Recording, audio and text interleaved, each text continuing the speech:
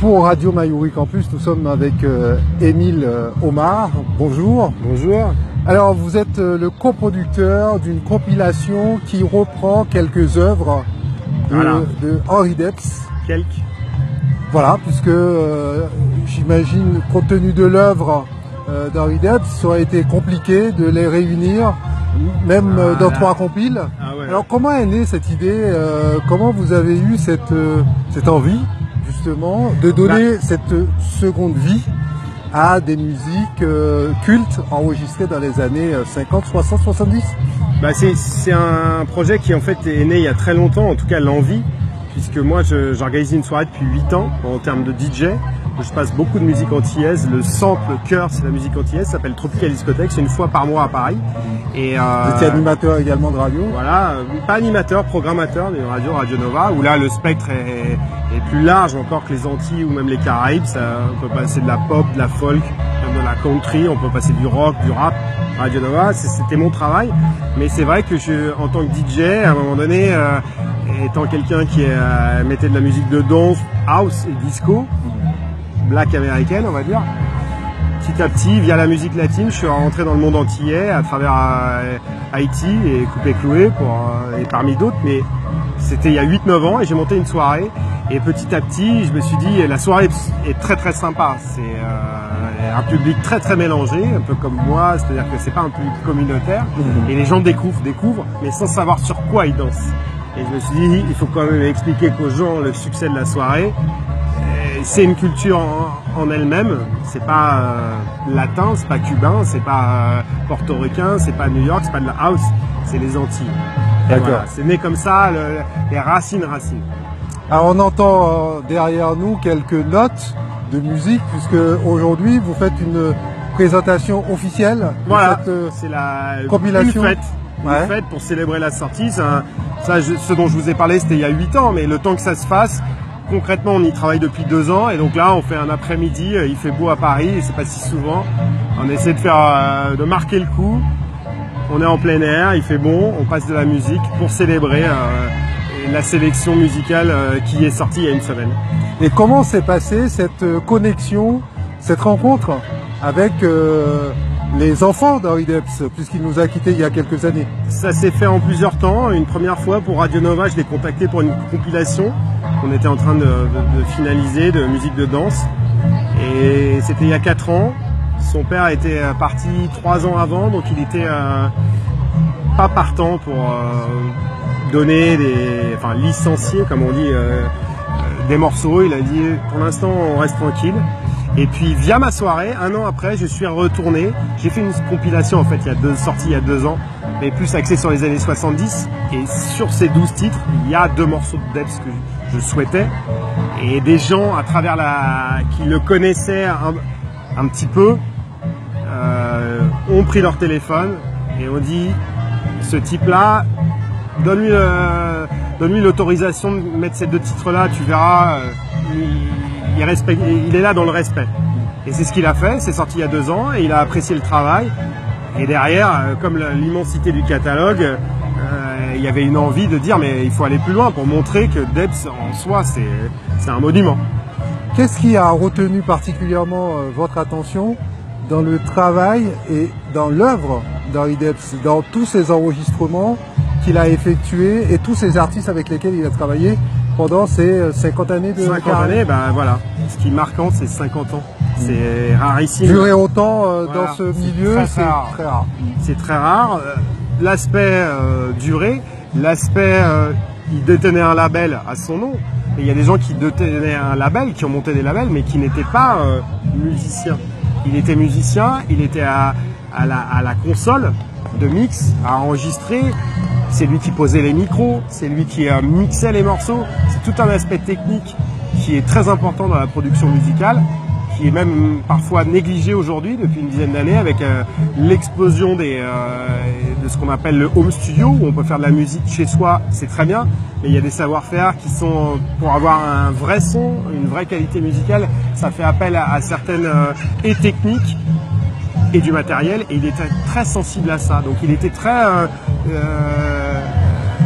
précis sur la qualité de ce qu'il avait enregistré, aussi bien musical que technique, et ça en fait quelqu'un aussi d'exception. Et quand on ramène ça sur 40 ans, 50 ans, ça en fait quelqu'un d'assez exceptionnel, et c'est pour ça que la discographie est assez unique.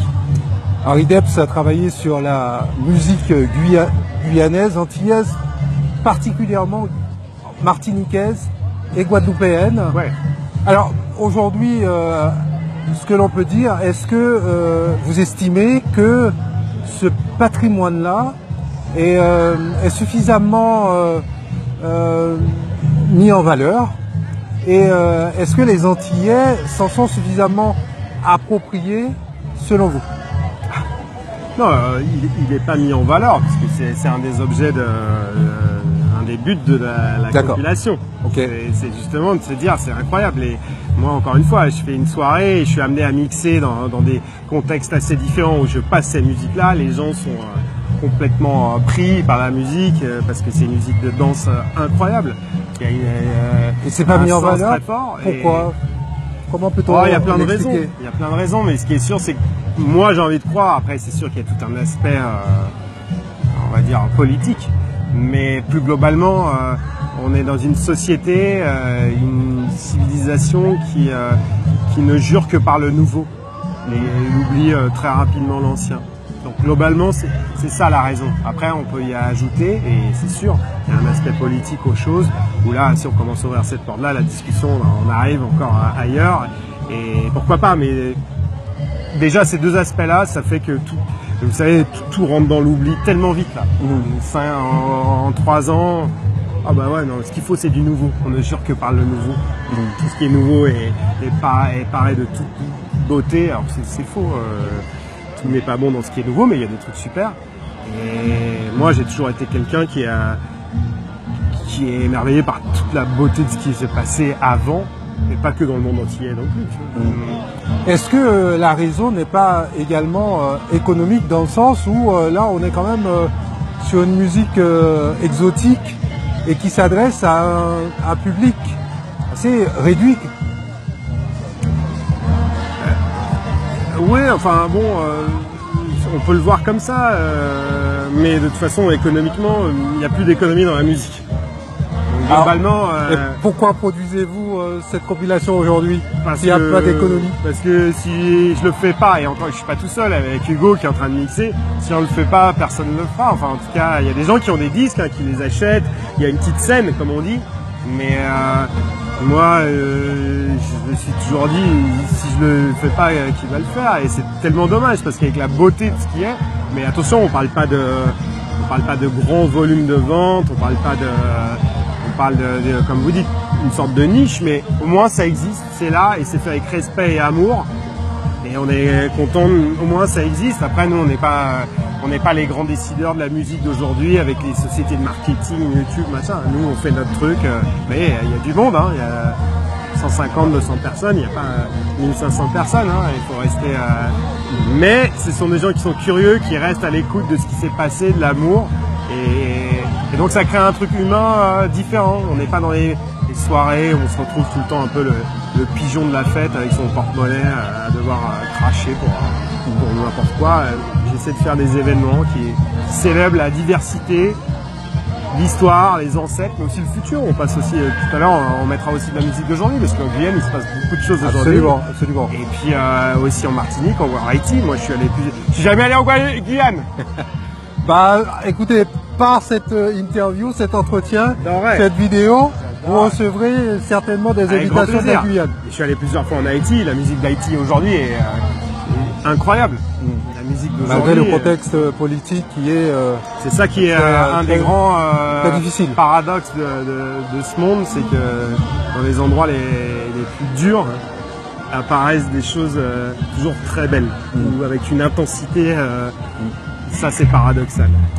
Là, on est sur Radio Mayuri Campus, mais surtout on est sur le web, c'est-à-dire un support mondial. Partout dans le monde, on va pouvoir regarder cette vidéo. Alors, comment les Antillais, selon vous, en 2018, peuvent récupérer ce pan du patrimoine musical de ces départements. Que faudrait-il faire et que faudrait-on mettre en place? C'est pas mal de le dire. Ouais. C'est pas mal de le dire. T'es pas en touche? Non, mais moi je suis pas antillais. D'accord. Vous savez, moi je fais ça avec amour. Ça fait 10 ans que je travaille au quotidien pour ça. Peut-être pas 8 heures par jour, mais c'est quelque chose qui m'accompagne tout le temps. Vous êtes un mélomane passionné. Oui, et puis je produis de la musique à côté. Pas de la musique antillaise, mais je fais aussi de la musique. Mais après, je peux pas décider pour les Antillais. Nous, on fait en sorte de montrer, parce que des productions, il y en a énormément. On l'a choisi pour dire, c'est quand même incroyable. C'est pas nous qui l'avons inventé, hein, t'es sûr. Après, je peux pas faire comme dans toute chose dans la vie. Il faut. Moi, personne m'a attendu pour faire ça. J'ai attendu de personne. Personne m'a dit c'est moi qui suis allé taper à la porte. Mais avant ça, qui achète les disques tous les week-ends. Je me lève le matin, j'écoute les disques. Bon, c'est un travail entre guillemets. C'est un travail. C'est cool, hein, c'est un travail de plaisir. Mais ce que je veux dire par là, c'est qu'à un moment donné, qu'est-ce qu'il faudrait La question est vaste, c'est pareil, ça soulève d'autres questions. À force de maintenant, depuis quelques années, peut-être qu'il y a un sentiment effectivement de fierté antillaise, mais c'est un truc plus global, de société qui dit ce qui est ancien n'est pas forcément has-been, même si c'est déjà une expression ancienne.